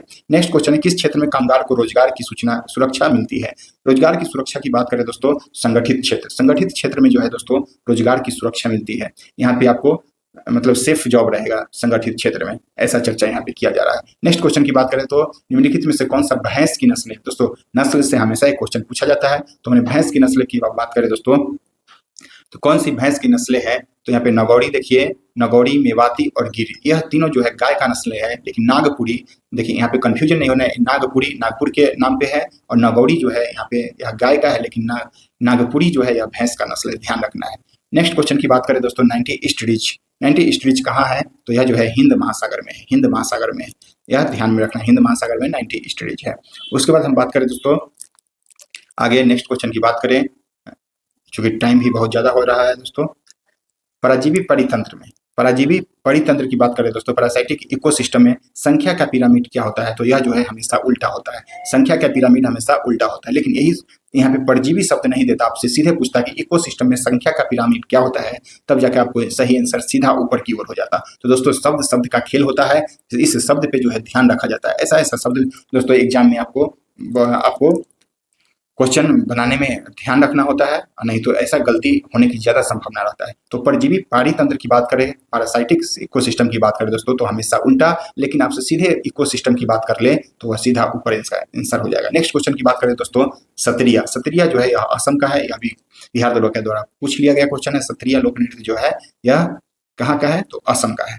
आपको पता होगा कि महाराष्ट्र में रंगोली मनाया जाता है, रंगोली, और छत्तीसगढ़ में एक है पांडवानी, पांडवानी। छत्तीसगढ़ में दोस्तों पांडवानी, छत्तीसगढ़ का लोक नृत्य पांडवानी है। और यहाँ पे है लाहो, लाहो जो है यह मेघालय का जो है लोक नृत्य है। नेक्स्ट क्वेश्चन की बात करें दोस्तों, उबेर कप। उबेर कप किस खेल से संबंधित है? दोस्तों उबेर कप जो है ना, यह महिला के द्वारा खेला जाता है, महिला के से संबंधित बैडमिंटन, जो महिला बैडमिंटन के द्वारा जो महिला के द्वारा जो बैडमिंटन खेला जाता है उसमें यह उबेर कप दिया जाता है। एक थॉमस कप भी आता है, थॉमस कप भी बैडमिंटन से संबंधित है, लेकिन वह पुरुष बैडमिंटन से संबंधित है। तो महिला बैडमिंटन, उबेर कप और थॉमस बैडमिंटन जो है वह पुरुष से संबंधित है। लुसाने की संधि किस वर्ष किसके बीच हुए थे दोस्तों? तो लुसाने की संधि आपको तुर्की एवं यूनान के बीच हुआ था, तुर्की एवं यूनान के बीच लुसाने की संधि हुआ था। उसके बाद आपसे बता दें दोस्तों, लुईस सोलहवां राजगद्दी पर कब बैठा? तो 1774 में ईस्वी में जो है लुईस सोलहवां राजगद्दी पर जो है बैठा था। ग्लोबल जेंडर गैप सूचकांक किस संस्था के द्वारा जो है जारी किया जाता है? तो यह जो है दोस्तों विश्व आर्थिक मंच के द्वारा जारी किया जाता है, विश्व आर्थिक मंच के द्वारा ग्लोबल जेंडर गैप जो है जारी किया जाता है। जर्मन वाच के द्वारा दोस्तों आपको बता दें, पर्यावरण वैश्विक नवाचार जो होता है वह जर्मन वाच के द्वारा जारी किया जाता है। ट्रांसपेरेंसी, भ्रष्टाचार से संबंधित जो सूचकांक होता है वह ट्रांसपेरेंसी इंटरनेशनल के द्वारा जो है वह जारी किया जाता है। विश्व खुशहाल रिपोर्ट के अनुसार जो है, रिपोर्ट 2025 में भारत का स्थान क्या है? तो खुशहाली रिपोर्ट में आपकी बात करें दोस्तों 118 जो है भारत का स्थान है, 115 जो है आपको विश्व शांति में भारत का स्थान 115 है। विश्व शांति रिपोर्ट में 115 और खुशहाली में 118। वर्तमान में नियंत्रक एवं महालेखा परीक्षक कौन है दोस्तों? तो संजय मूर्ति जो है वर्तमान में नियंत्रक एवं महालेखा परीक्षक है। TCA कल्याणी जो है नियंत्रक महालेखा परीक्षक। देखिए नियंत्रक महालेखा परीक्षक, तो यह जो है जाएगा दोस्तों CGA, और यह जो होता है CGA और CGA, यह कल्याणी जो हो जाएगा महालेखा परीक्षक है। यह महालेखा परीक्षक और नियंत्रक महालेखा परीक्षक जो है स्कैग CAG, और ये होता है CGA TC कल्याणी। ज्ञानेश कुमार जो है चुनाव आयोग है, और राजेश कुमार ऐसे ही दिया गया है। नेक्स्ट क्वेश्चन जो है आपसे बता दें कि वर्तमान में राष्ट्रीय मानवाधिकार आयोग के अध्यक्ष कौन है? तो बी रामासुब्रमण्यम जो है यह राष्ट्रीय मानवाधिकार के अध्यक्ष है। और आपको बता दें 16वें वित्त आयोग के अध्यक्ष के रूप में अरविंद पनगड़िया को नियुक्त किया गया है। सतीश कुमार जो है वह रेलवे बोर्ड के CEO और अध्यक्ष है। रवि अग्रवाल जो है यह रॉ से संबंधित है। एसी नेट ऐप किसके द्वारा जो है जारी किया गया है? एसी नेट ऐप जो है दोस्तों यह चुनाव आयोग के द्वारा जो है जारी किया गया है। सेबी के द्वारा एक मित्र ऐप जो है सेबी के द्वारा जारी किया गया है, तो इसको ध्यान में रखना है। हरियाणा के राज्यपाल कौन है दोस्तों? तो असीम कुमार घोष जो है हरियाणा के राज्यपाल है। और हरियाणा के मुख्यमंत्री की बात करें दोस्तों तो नायब सिंह सैनी जो है यह हरियाणा के मुख्यमंत्री है। अजय कुमार भल्ला मणिपुर के राज्यपाल है। और आरिफ मोहम्मद खान की बात करें दोस्तों तो यह बिहार के राज्यपाल के रूप में इनको याद रखना है, यह बिहार के राज्यपाल है आरिफ मोहम्मद खान। फ्रीडम एज युद्धाभ्यास निम्न में से कौन सा देश शामिल इसमें नहीं है? दोस्तों फ्रीडम एज युद्धाभ्यास में जो है 3 देश शामिल है, जैसा कि आपको बता दें दक्षिण कोरिया है, जापान है और अमेरिका है, लेकिन इसमें जो है ऑस्ट्रेलिया शामिल नहीं है। तो हमारा सही आंसर जो हो जाएगा यहाँ पे ऑस्ट्रेलिया, चूंकि नहीं पूछा जा रहा था। नेक्स्ट क्वेश्चन की बात करें, 51वां G7 शिखर सम्मेलन 2025 कहाँ आयोजित किया था? दोस्तों यह कनाडा में जो है दोस्तों आयोजित किया गया है। Mother Mary come to me पुस्तक के लेखक कौन है? देखिए यहाँ पे Mother Mary come to me पुस्तक के लेखक की आपसे बात करें तो अरुंधति राय जो है यह पुस्तक के लेखक है। उसके बाद आपसे नेक्स्ट क्वेश्चन की बात करें, यह सब करेंट का क्वेश्चन है दोस्तों। तो नेक्स्ट क्वेश्चन की बात करें, बिहार सरकार के द्वारा शहीद दिवस कब मनाया? दोस्तों ऐसे शहीद दिवस आपसे पूछा जाए तो 31 जनवरी हो जाएगा, लेकिन बिहार सरकार के द्वारा जो है दोस्तों 15 फरवरी को शहीद दिवस के रूप में मनाया गया है। नेक्स्ट क्वेश्चन की बात करें, अर्थशास्त्र के क्षेत्र में 2025 का नोबेल पुरस्कार किस व्यक्ति को नहीं दिया गया है? दोस्तों 3 व्यक्ति को संयुक्त रूप से अर्थशास्त्र के क्षेत्र में नोबेल पुरस्कार दिया गया है, जिसमें से जोएल मोकिर है, फिलिप अखियान है, पीटर हॉविट है और कोरिना मार्चेंटो इसमें नहीं है। तो इसका सही आंसर जो है कोरिना मचाडो हो जाएगा। यह जो है इनको जो है शांति के क्षेत्र में नोबेल पुरस्कार दिया गया है। इनको शांति के क्षेत्र में नोबेल पुरस्कार जो है दिया गया है। नेक्स्ट क्वेश्चन की बात करें दोस्तों, तो यूएस ओपन 2025 का पुरुष एकल का खिताब किसने जीता? तो इसका सही आंसर जो हो जाएगा Carlos Alcaraz. Carlos Alcaraz US open 2025 का पुरुष एकल खिताब जीते हैं। कार्लोस अल्कराज यह जो है जेनेरिक सिनर को जो है हरा करके यह खिताब जीते हैं। अगर महिला की आपसे बात करें यूएस ओपन 2025 का महिला एकल का खिताब तो अरियाना सेविलंका जो है यह खिताब जीते हैं। लेकिन मेडिसन कीज की बात करें दोस्तों, मेडिसन कीज जो है यह ऑस्ट्रेलिया ओपन का महिला खिताब का जो है पुरस्कार इन्होंने जीता है। ऑस्ट्रेलिया का महिला खिताब एडिसन कीज की बात जीता है। नेक्स्ट क्वेश्चन है 72वीं वर्ल्ड मिस वर्ल्ड 2025 कौन बनी है? तो 72वीं मिस वर्ल्ड जो है आपको बता दें कि उपला सुचाता जो है यह मिस वर्ल्ड बनी है 2025। आपको मानिक विश्वकर्मा की बात करें तो यह मिस यूनिवर्स इंडिया बनी है, जो कि यह राजस्थान की है। गृह आधार योजना की किस सरकार के द्वारा योजना लॉन्च किया गया? तो यह जो है गृह आधार गोवा के द्वारा जो है यह योजना लॉन्च किया गया है। तो दोस्तों आपको बता दें 100 क्वेश्चन हमारा यहाँ पे कंप्लीट हुआ और इसका आंसर यहाँ पे दिया गया है। तो दोस्तों उम्मीद करते हैं कि यह डिस्कशन आप लोग को बेहद ही पसंद आया होगा, और पसंद आया तो दोस्तों लाइक शेयर एंड सब्सक्राइब जरूर से जरूर कीजिए। जो भी लोग को अगर ऐसा टेस्ट देना है, ऐसा सेट आपको अच्छा लगा, तो अगर आपको यह पीडीएफ चाहिए या फिर ऐसा टेलीग्राम पे आपको टेस्ट देना है, तो हमारा टेलीग्राम चैनल है आवर स्टडी नोट्स। देखिए यहाँ पे लिखा है आवर स्टडी नोट्स के द्वारा जो है या टेलीग्राम चैनल है, आप सर्च मारिएगा तो आ जाएगा, या डिस्क्रिप्शन में लिंक भी दे दिया जाएगा आवर स्टडी नोट्स। इस पे सर्च मार करके आप ज्वाइन कर सकते हैं, और ऐसा ही आपको क्वेश्चन हमेशा मेरे यूट्यूब चैनल पे या टेलीग्राम पे जो है बिल्कुल एग्जाम ओरिएंटेड क्वेश्चन देखने को मिलेगा हमेशा। दोस्तों यह हमारा वीक में फुल लेंथ टेस्ट 2 चलेगा। ऐसे रेगुलर बेसिस पे जो है हमारा डेली होमवर्क टारगेट सीरीज भी रात के 9 बजे टेलीग्राम पे चलता है, और मैथ रीजनिंग का भी एक दिन हो गया है, 1 नवंबर से शुरू हो गया है मैथ और रीजनिंग का। वह जो है दिन में दोपहर 1 बजे से चलता है, और जीके जीएस का जो है एक टाइम 9 बजे। उसमें आपको अभी जो चल रहा है आपको बता दें, मॉडर्न हिस्ट्री चल रहा है, पॉलिटी चल रहा है और केमिस्ट्री चल रहा है, और उसके बाद जो है दोस्तों करंट अफेयर चलता है, और फिर उसके बाद जो है करंट अफेयर के बाद आपको रेलवे स्पीडी जो सामान्य अध्ययन का बुक है वह मिसलेनियस क्वेश्चन के लिए वह भी चलाया जाता है। तो सबको दिन भर पढ़िए, और रात में 9 बजे से टेस्ट लिया जाता है टेलीग्राम चैनल पर। और यह ऐसा फुल लेंथ जिसका कि हमने अभी डिस्कशन किया, वह वीक में 2 दिन चलेगा, एक संडे को फिक्स है और एक जो है थर्सडे या वेडनेसडे को जो है दोस्तों चलाया जाएगा। हमारे टेलीग्राम पे इसका सूचना दिया जाता है। तो जो भी लोग अगर नहीं जुड़े हैं टेलीग्राम से, आप जुड़ करके इसका लाभ उठा सकते हैं। एक बार जुड़ करके देखिए, एक बार क्वेश्चन को अटेम्प्ट करके देखिए, आपको समझ में आ जाएगा। बहुत सारे लोग जुड़े हुए हैं और गर्दा उड़ा रहे हैं एकदम जो जेन्युइन क्वेश्चन होता है वह आपसे पूछा जाता है, कोई अटपटा क्वेश्चन नहीं पूछा जाता है। जो भी ऐसा क्वेश्चन पूछा जाता है जो सीधे आपको एग्जाम हॉल में देखने को मिल सकता है, ऐसा ही क्वेश्चन यहाँ पे सेट किया जाता है।